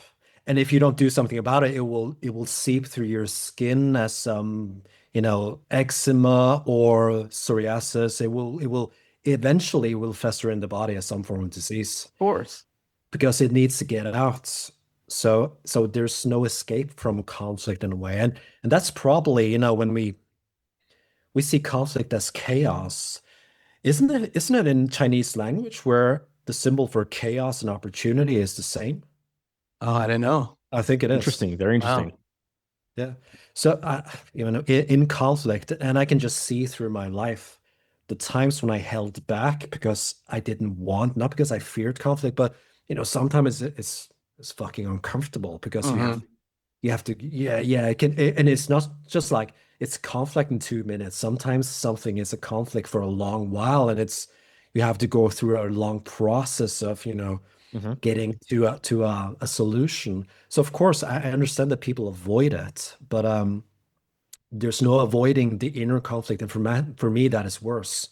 And it also, for me, that goes against my standard of wanting to live an authentic life. So if I know that I'm avoiding a conflict or avoiding say something because I'm afraid of conflict, I have to say something Yep. because I have to face my own, avoidance. I have to face that part of me that don't want to go into it. And also because you've learned that the cost of ignoring that inner voice is far greater than the potential cost of going through the conflict. You know what I mean? Yes. Yeah. Yeah. And And I think depression is that. Yes. Depression comes from people just avoiding for such a long time. We become depressed. They say it's a chemical imbalance, but it's not. It's anger and sadness. Self-betrayal. Yeah, and the core emotions, anger and sadness, locked in the body for too long, and it becomes depression or something else. I mean, you're a human being. You have your own personal experiences. You've also worked with people as we have. And it's like, how many times have you heard like, oh, just like for months and years I've been doing this conversation in my head, like with this person, my sister, my brother, my mom. And then they finally have the conversation, and then the result isn't the thing that they imagined it would be for years and years or months, you know? And so it's like, yeah, sure, sometimes it may lead to like a blow up and greater conflict, but a lot of times, like the great Seneca quote, we suffer more in imagination than we do in reality. 100%. And actually also, since we are imagining the conversations, there are ways of discharging some of that energy, making it easier to go into conflict. For example, if you actually sit down and write what you want to say to them, Mhm. that the writing in itself, and then you read through it, you will notice that, okay, fuck, this is actually about me. This conflict is about me, not, taking responsibility in this. I'm blaming them for this. Da, da, da. So you can get a lot of insight in writing it, but also I've noticed if there's something in the past, if there's something I want to get out, and then I'm thinking, sometimes you have to weigh up things. Is it worth saying? So yeah, is it worth saying? Because it will change happen? What will be the outcome? Okay, let's say. So writing it down, reading through it, letting it just be for a couple of days, then go back to it. It's like you're emptying your mind, emptying, you're dissolving that energy, and you can look at it more objectively, and you may decide, yeah, actually, I need to have this conversation. But now it's much easier because I'm not in all this, chaos within me with all these thoughts and all this imagination about the outcome, what will happen, what will they say, and all the, discussions that we're having. So I think there are ways we can approach having these difficult conversations by first working within and then approaching it. Dude, I agree with you. And there needs to be discernment. It isn't like one rule for everything because, who's the person that you want to have this conversation with? What's their state of consciousness? Will they understand it? Will they get it? Maybe they're dead. Maybe they already died and you didn't have a chance to say the things you wanted to say and you're keeping it inside. So you can write it out. I trained as an actor for years. And so like you can do imaginary monologues to people. You can talk to them as if they're there. There's all these things that we can do to help move the energy, even if we can't have that conversation. But yes, in a lot of instances, the healing is going to come from speaking your mind and communicating to a person, hopefully as healthy and consciously as you can, as opposed to just like running up to a person and screaming at them at the top of your lungs. Yeah. It's probably not going to go as well as you would like it to go. And giving yourself the grace in the process to develop discernment, because in the beginning, as you go down this path of having these conversations, they might not turn out ideal. No. So don't get caught in the perfectionistic trap of thinking this has to go a certain way before I can have the conversation. Like very often you learn like on the path as well, you know? And because you go into the conflict, and then the conflict is going to show you where you need to grow, where they need to grow, where the relationship needs to grow. So I definitely just be human, be real, go through the process, honor yourself, honor the other person, and then keep growing and evolving from it, you know? Like, yeah. When you mentioned people that are dead, I've done quite a few sessions where people, for example, they're angry at one parent and the parent is dead. Then actually the EFT tapping, you just tap through the points while speaking your mind and pour that shit out. Exactly. Imagine that I'm your dad. Yeah. Say exactly what you want to say now and speak with the energy that you want to express. It seems like it's very helpful. So I think that's work we can do with ourselves as well. But most people, in my experience, most people want to be guided through things like that. And it's good to have someone also, But there's a lot of things we can do if we want to dive into, okay, how can I release this? How can I work through this? How can I say what needs to be said? Even we talk about the conflict thing with people that are alive. You can go through a conversation, look yourself in the mirror, and imagine that person being the other one, the person you want to talk to, or with a Gestalt therapy thing, put someone on the chair in front of you and just have that conversation. Tune into not don't be above the person or below the person. Meet the person soul to soul and speak out. I think there's a lot of ways we can approach what we think is conflict, and then we can dissolve it to a place where we can go into that and have a conversation instead of expecting a conflict. 100%. Just different ways of expression, because so much stuff stays internal, and we start like mind fucking things. And so the more we can bring it out, the more we can tap and speak. It's like we get it out of our body, and I just think that that's something that I think is hard for people. So I get it when you say like sometimes it helps to work with someone, but there are tools. Anyone listening to this, it's like, you don't need to know tapping perfectly. Just tap and speak from the heart. Share what you want to share. And then see how you feel after that. Notice what's happening in your body. Oh, wow. I feel like this pit in my stomach is no longer there. I feel warm in my belly. Like these things, it's like building the muscle to really tune into your physiology, tune into what you're feeling and what you're thinking. I think it's just important as we want to not just outsource all our stuff. Sure, we need helpers. Sure, we need mentors, but also we have the power. We learn. We apply the knowledge in our lives, and so we can make changes so we don't have to just be like subservient to our teacher, to our mentor. Yeah. And that's the things we work, that's the things you guys are really good at, letting people take that, control, self-agency and step into that power of being able to walk your own steps. That doesn't mean walking alone, but sometimes we have to walk some steps alone. Yep. It's necessary to do that.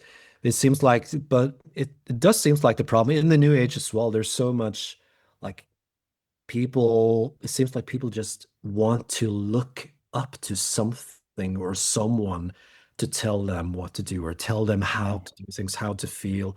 And of course, there's always mentors and people that influence and people that inspire and people that are on that path that can help us. But there's just something about being overly dependent on others. I think that when we come to the place of being able to stand on our own 2 feet, that is when the world becomes a better place as well, because there's way too much dependency and attachment to validation, approval, acceptance, and it all comes from, in my opinion, lack of self-worth is a huge problem. Self-worth and self-esteem, if you don't have that, then it just seems like, things fall apart. Yep. What do you guys think about that? Oh, dude, you're just I agree. yeah. You're We're very aligned, man. I mean, I've been loving this conversation because we're so aligned. I mean, we come at it from similar but different ways, but the foundational principles and the understanding of what I think we think is needed to live a fulfilling, satisfied, grounded life, feeling good about ourselves, being in healthy relationships, I think is there, and it starts within. It starts with self-concept. It starts with self-image, and what do you need to do to improve the self-image and to have self-esteem? That's going to impact every single thing in your life. Yeah. And like again, it's like this overarching idea of like ultimately being the captain of your own ship. And like everything that you guys were speaking about before in terms of like the different ways to like dissipate this psychic energy when you need to talk to someone, when there's something within you that feels stuck. Like to me, that's what real wizardry is, understanding that you can be your own alchemist, that you can give yourself the right dosage of medicine that your psyche and your soul kind of requires. And there's these different avenues, there's different tools in your tool belt, and you have this intuition when and how something needs to move, when and how I need to engage a teacher, when and how I need to just be with myself and dive deep into something. Like you have this, us as human beings, man, we have this incredible inbuilt inner guidance compass system, yet we just neglect it. And for the majority of people running around there, they've collected dust and rust and they're not being used at all. And so like it's like this guidance system that's completely off kilter and needs to be told where to go. But like that is defective, in my opinion. Your guidance system, it knows where to go, right? We just need to listen to it again. But very often when we go through that path of listening to it, the thing that it asks us to do is going to cause resistance from our conscious mind. Oh, we can't do that. Oh, that's too hard. It's too negative, man. It's too negative. Yeah, we can't have that conversation. Oh, that's going to disturb the status quo way too much. There's no way, right? But no, we need to raise the bar for ourselves. Yeah. And also, man, like knowing yourself and having knowledge, like, oh, wow, in these situations, I tend to lean towards fight. Oh, in these situations, I tend to flight. I tend to freeze. I tend to fawn. Okay, I know this about me. What can I do so I don't have to fully engage? Like for me, I lean to fight. And I just lean to fight, anger. I get triggered, images start coming in. I feel it in my system. But it's not going to lead, especially in situations that aren't literally trying to save my life. Like, of course, if someone's attacking me, cool. But a lot of times it isn't like an imminent threat. It's just someone disrespecting me or someone speaking to me in a certain way. And it's like, okay, it wouldn't be wise for me to choke this motherfucker out. It just wouldn't be wise. And so I am learning over the years different tools to recognize things within myself, to understand it. I use this all the time. I just squeeze my forearms and like let out growls. I'll step away. I'll go in the bathroom. If I'm driving, I squeeze and someone cuts me up. I squeeze my steering wheel. I feel the muscles in my freaking biceps, in my chest. And then I do that 5 seconds later.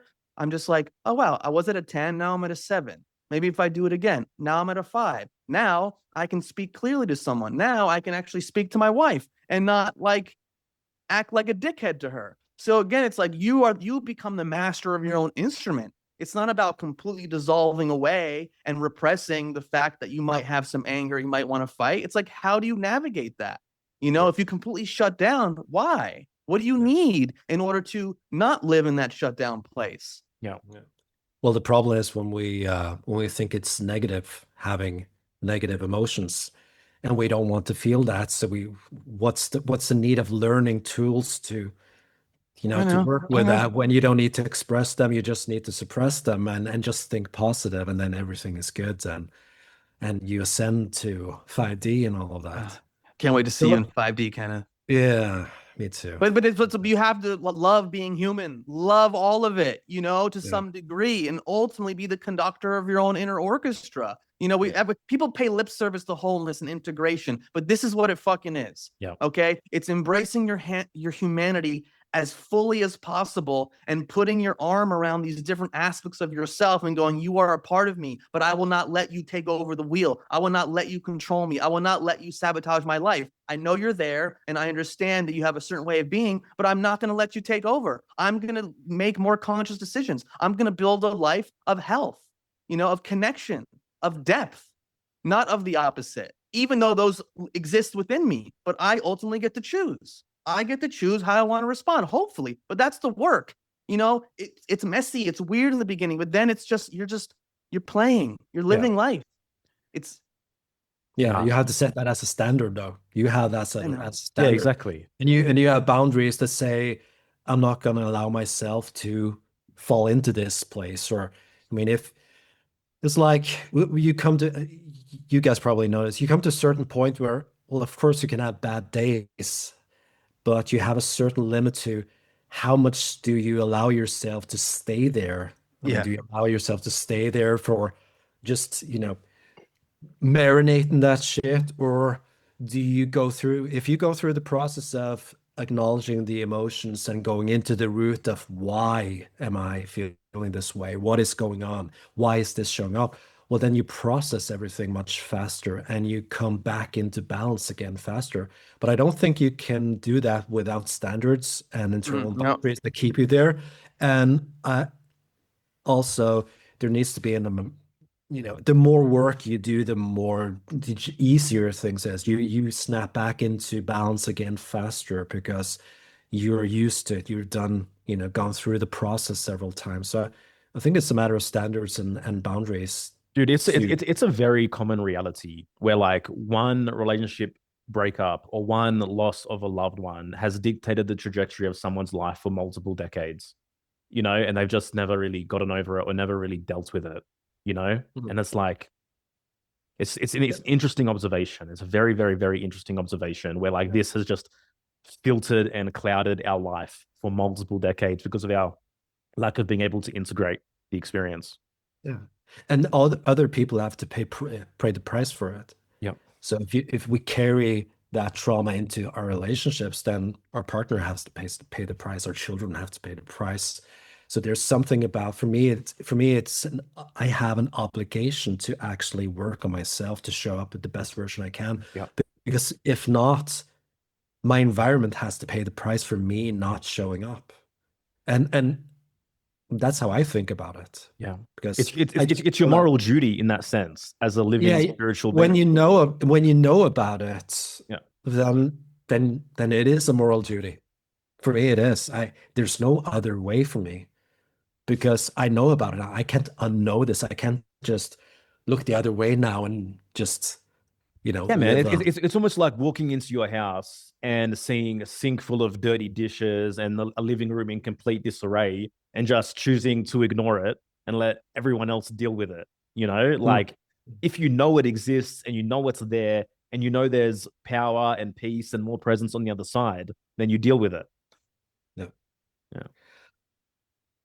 We would think that would be the case. Yeah. But we would think, but yeah, when it comes to the point, no. But certainly there seems to be a more willingness to look deeper. There seems to be more. I'm noticing a shift in people talking about inner work and all that. Even though maybe we have a different definition of what does that mean, doing inner work, because listening to a guided meditation is not necessarily deeper work. It's maybe a part of the process. Go deeper into, okay, what are the traumas and things I'm holding on to? And that was the thing when I started the hypnotherapy thing and went into past life regression therapy, where we learn techniques to ask the subconscious mind to signal yes and no signals through the body. And then you can ask direct questions of where is the root cause of this pattern or this emotion or this behavior. And then the subconscious mind can indicate where it comes from. And then you can ask the subconscious to go into those events and clear them out by feeling them. So the first time I went into, into a past life, is it okay to share the story? Yeah. I don't know. Or something. No, we're good. I had a back pain. So in my solar plexus and back here, and I had no idea where it came from. So I was doing the training, and the teacher asked for someone to volunteer. He wanted to do a demonstration. And I really didn't like to be, exposed, being in front of people, going through and feeling emotions, all that. But my hand was like, fuck, why is it up? It just felt like I had to. But of course, he chose me to come up and do a demonstration. And I went when you go into past events, it's almost like you're not sure if you're imagining it or if it's actually real. Yeah. And sometimes maybe we are imagining it, but metaphorically they relate to the pain or the, the problem you're working on. But I went back into something that seemed like a past life. I had this feeling of being pulled by the hair just on the ground, several people just pulling me. And then I was tied up to a pole. And the anger that I felt, I was captured for speaking up about something and for being yeah, too much of a rebel. And the amount of anger that I felt in my body in that demonstration, it was like I was present physically in that room, but at the same time, it was like I was in something else, and it felt so extremely intense in my body. I've never felt something like that. And probably that was like a smack in the head for me to be aware of your body and your emotions, because I was probably just suppressing them up to that point. But anyways, we worked through that anger and the sadness that was underneath it, because beneath anger there's usually always sadness and fear. Anyways, work through that until it calmed down. Like you said, Rasmus, you start at a 10 and then it goes down to 7, then it went down to 4, then it, after crying and just getting things out, after a while down at 0. And then you sit there and you think, what the hell happened? I didn't even believe in past lives, or I didn't, I just learned this a month ago. What's going on? But having that experience of how emotions are connected, and the back pain disappeared after that. What happened on that pole, they put a spear in my stomach, and it went out the exact same place where I was having the back pain. And like I said, I don't know if that was metaphorically just in that past life, but that spear went right through me, and that was where the anger came from, because I was so angry for being caught. I was angry for dying prematurely. There was so much going on. But that event changed the way I looked at, working, how trauma should be worked with. So the regression part of hypnotherapy is not just going into past lives, it's also about, this life, the womb, the birth, it could be anywhere. But we have emotions that are trapped in our energy field, which our subconscious mind is connected to. So our stuff can be from other places as well. We even carry the ancestral, we can carry ancestral trauma as well, that, we have patterns that we are not even ours. We're just playing them out, and now we have an opportunity to do something about it. Yeah. Dude, thanks for sharing that. Well, this is a perfect segue into, like, how do you support people? How can people get to know more of you and your work? And of course, if you have any final messages for the audience, feel free to share that as well.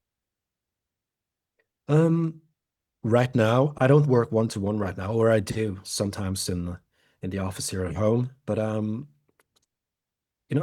just a quick, backstory. From 2010 to 2018, I was working one-to-one with people, therapy, coaching, doing courses, training people in NLP and EFT. And then I had 7 years now where I was really on the online thing, Inside Timer, it took off there. YouTube, it took off. I have several channels there. And now I'm in a new 7-year cycle.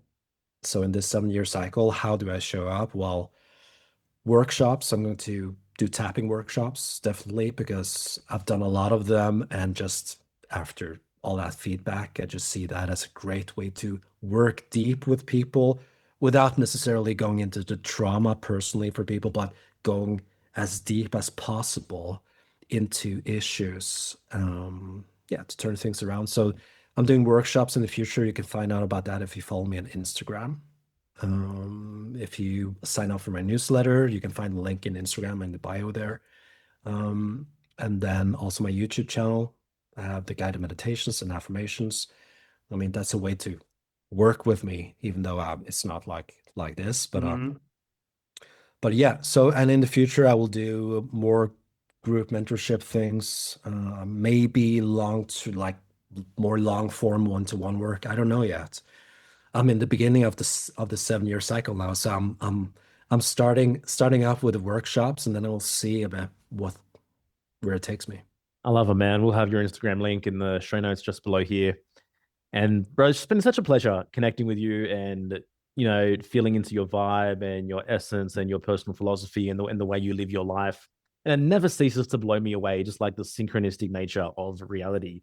Like I mentioned, man, like 2015, I remember like playing your meditations, my wife and I, and then so he'd be here like what, 11 years later and like have a conversation with you. Like you're just a random person. Like I'm not curious, oh, who wrote this meditation? Like just a random voice.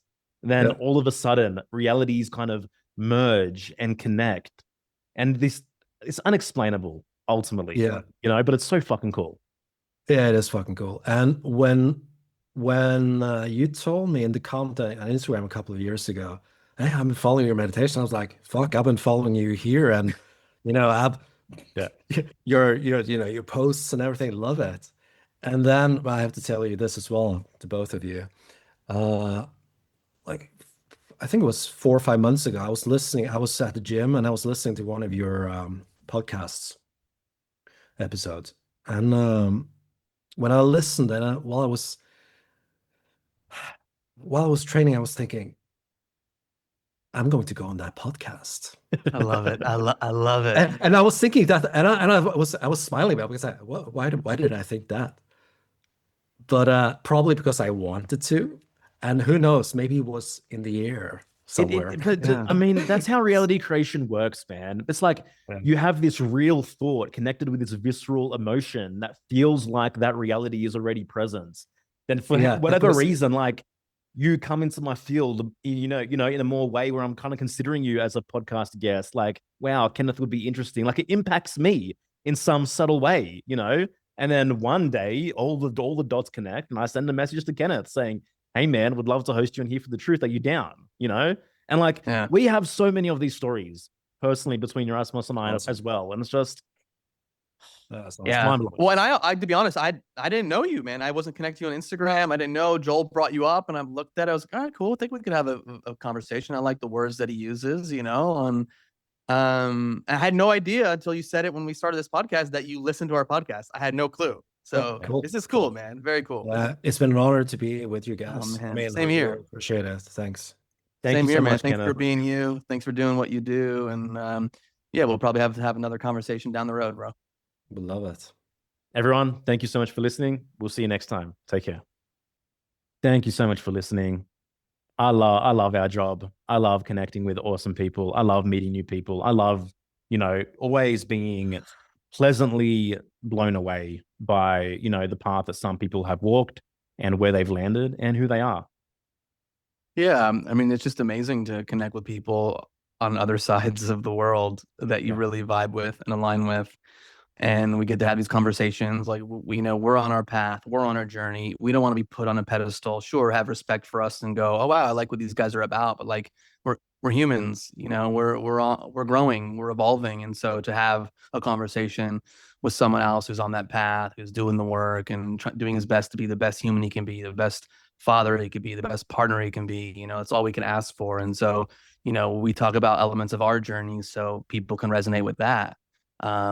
Because I don't think the work is ever done. And I don't mean to say that, work, it's so hard. I just mean this idea that we're ever evolving human beings, regardless of what your spiritual beliefs are. If you think, the soul goes on, if there's reincarnation, it's that we're moving through this process. We're having these life experiences, and hopefully we're gaining lessons, and we're becoming more whole. We're becoming more emotionally mature, becoming more intellectually mature, until we, transition to whatever comes next. Beautifully said, man. Beautifully said. Thank you so much for listening. We appreciate it. Wherever you are listening, if you want to keep receiving our episodes, please like, follow, subscribe, wherever you're listening to. Our website and the home of all our podcasts and all our offerings is hereforthetruth.com. Sign up to our newsletter to get fresh episodes delivered to you every Sunday as well.